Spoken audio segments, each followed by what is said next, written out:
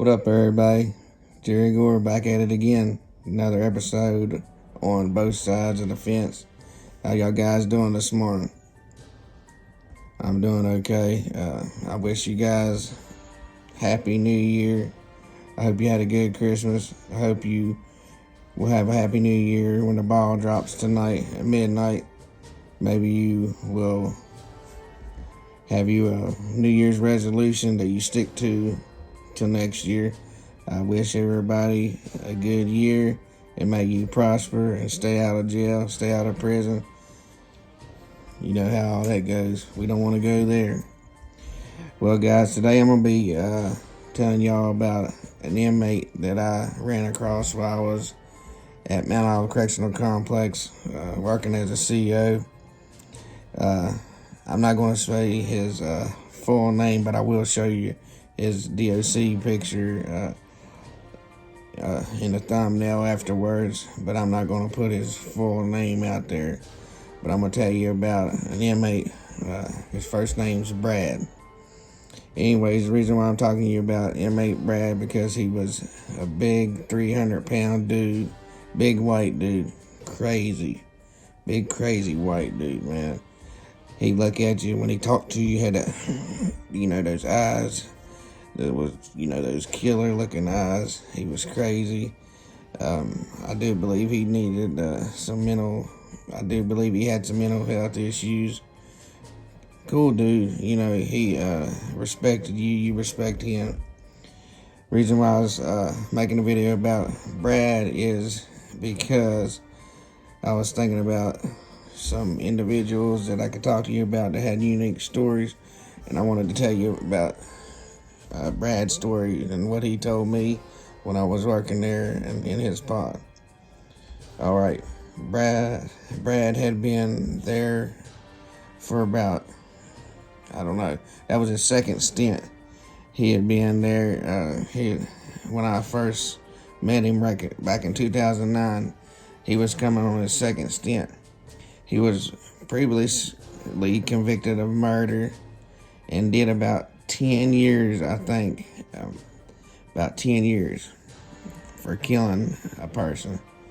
He killed a person that was his MO. He liked to stomp you to death because he would knock you down, big dude, knock you down and stomp you to death. That was his thing. He liked stomping your head in.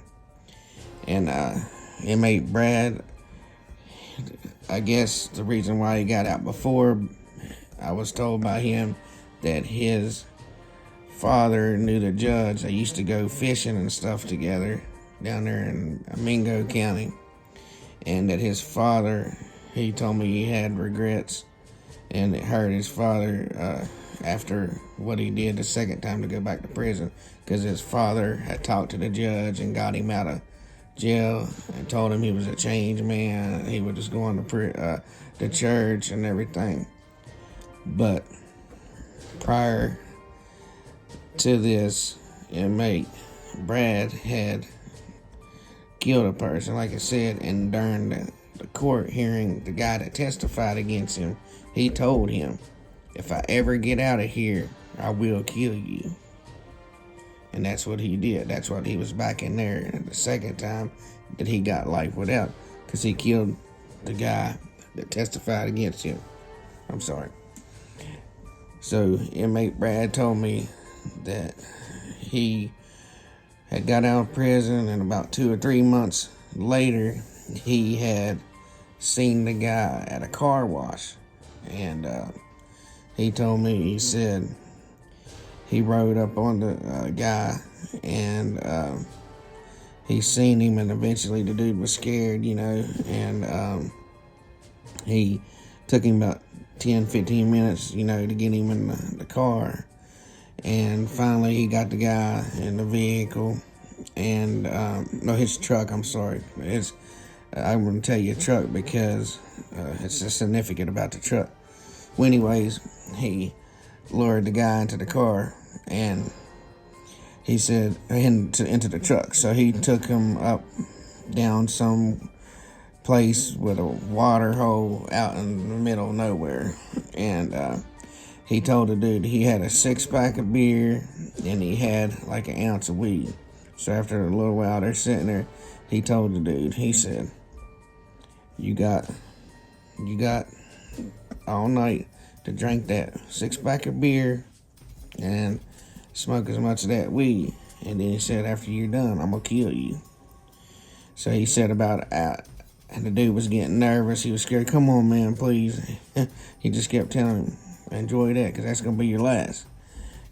So he said after a while, the dude kept slow, and he was getting hungry. And after about 2 hours, he told him, he said, you need to hurry up and drink it, because you're about to drink and finish it off. You're about to be done. So anyways, he, let him drink a little bit more, let him smoke a little bit more. He said he walked over there, hit him in the head, and stomped him to death, So, anywho, after he did this crime, the reason why he did the crime, because like I said, the dude testified against him in another murder. So, after he did the crime, he took the guy's body, threw it on the back of a truck, rode it through town like it was a damn deer. No bullshit. He rode it through town like it was a damn deer, and apparently went through town and showed off the body to a few people.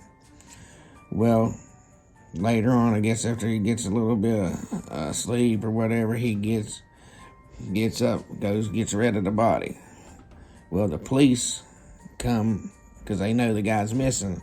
No, Lester had been out and had threatened him before. So the police go looking for the guy, find inmate Brad, and has blood in the back of his truck. So they arrest him. Couldn't find the body for like a month or so, but they held him because they knew that the guy was the last one to see him. So he was in jail being detained without a body. Crazy story. Like I said, you'll hear all kinds of stories from inmates in there, but that's what he told me. Reason I want to talk to you about Brad, I'm going to show you his picture. Another thing in prison, Brad was known to supposedly work for the COs and investigators. If you had dirty COs, dirty staff, dirty women, he would, and even against inmates, he would set you up and get you hemmed up and get you caught up. Basically, everyone known him around the prison as being a rat. But inmate Brad, I'm sorry, didn't mean to say his last name. He told everybody, or he would tell them up there, I'm a 300-pound rat. Come do something to me about it. And nobody messed with him, man. He was a dangerous dude. He knocked out one dude. Dude called him Rowdy, knocked him out and stomped him. He told him and stomped him in the head one time. He said, you get back up, I'm going to kill you. And dude laid there. Big old dude. Dangerous. Like I said, he look at you in his eyes. Got them serious eyes when he talked. But I just want to give y'all a story about inmate Brad. Not telling you anything that is not already known. You can look up the stuff for yourself online about his crimes or whatever. He just told me firsthand account of what he did to the guy. Like I said, he was very remorseful when he said that he wished he would have, done things different, and he hurt his dad. His dad was a stand-up person in the community, but he did tell the guy, he said, if I ever get out of here, I'm going to kill you. The dude ought to know. Dude threatened you. He's that dangerous. Why would you even get in the car with this dude? Like I said to inmates, he was a rat, but he was a 300-pound rat. He told you to do something about it. All right, guys, that's another video I wanted to put out there because all this YSL, Young Thug, just Tekashi 6ix9ine, snitching and everything. I don't believe in the snitching. You do the crime, you pay the time. There's a lot of people that, agree the same. Lots of people agree the same way I do. What would you do in that situation if you was facing life? What is Young Thug gonna do? Would you die in prison because you're a snitch? Would you get killed? You never know. You could be like Inmate Brad. Straight up tell him I'm a 300-pound rat. What you gonna do about it? But Brad was a killer too. So, guys, try to stay out of jail. Try to stay out of prison. Another video from me on both sides of the fence. I'm giving it to you straight up. I ain't telling you nothing that ain't already been known. He'll tell you himself. Like I said, y'all bless. Happy New Year. Get your New Year's resolutions down. Stick to them. I'm trying to lose weight. I've been working, not exercising or anything, but I've been on a diet for about 4 days now. And I just wish everybody the best. Don't be like these guys out here that's ratting. Do your time. You do the crime, you pull the time. Even COs don't like rats. Yes, they'll use you and spit you out, but they don't like rats either, because they'll tell on them just the same. Me being on both sides of the fence, I don't like rats either.